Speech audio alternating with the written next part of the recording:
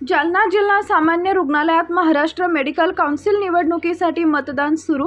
Maharashtra medical काउन्सिलच्या निवडणुकीसाठी जालना जिल्हा सामान्य रुग्णालयात मतदान प्रक्रियेला आज सकाळी 8 वाजल्यापासून सुरुवात झाली आहे। राज्यस्तरावर एकूण 9 पदांसाठी ही निवडणूक होत असून प्रत्येक जिल्हा सामान्य रुग्णालय हे मतदान केंद्र म्हणून निश्चित करण्यात आले आहे। या निवडणुकीत मेडिकल क्षेत्रातील प्रतिनिधी मतदानाचा हक्क बजावत आहेत। जालना जिल्ह्यात एकूण 1010 मतदार नोंदणीकृत असल्याची माहिती सहयोगी प्राध्यापक श्रीमती प्रतिभा देशमुख यांनी दिली आहे। मतदान प्रक्रियेत शांतता आणि नियोजनबद्ध पद्धतीने पार पडत असून संबंधित प्रशासनाकडून आवश्यक त्या सर्व सोयी सुविधा उपलब्ध करून देण्यात आल्या।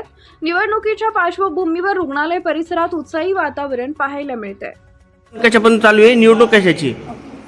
ही निवडणूक जी आहे ही महाराष्ट्र मेडिकल काउन्सिल ॲक्ट अंतर्गत महाराष्ट्र मेडिकल काउन्सिलचे जे 18 प्रतिनिधी असतात त्यातील 9 प्रतिनिधी हे नामनिर्देशनाने शासन देतं आणि उरलेल्या 9 प्रतिनिधींसाठी ही निवडणूक होत आहे राज्यस्तरावरती।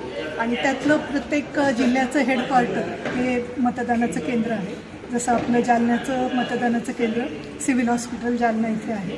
आणि आत्ताच्या घडीपर्यंत सकाळी 8 वाजता मतदान सुरू झालं तर आताच्या घडीपर्यंत 33 एवढं मतदान झालेलं आहे। 1010 एवढी जालना जिल्ह्यासाठीची मेडिकल काउन्सिलची वोटर लिस्ट संख्या किती मॅडम? 1010 ही टोटल संख्या आहे आणि आतापर्यंत 33 एवढं मतदान झालेलं आहे। काय नाव मॅडम आपलं? मी डॉक्टर प्रतिभा देशमुख, सहयोगी प्राध्यापक गव्हर्नमेंट मेडिकल कॉलेज जालना, या निवडणुकीसाठीची मी कोऑर्डिनेटर आहे।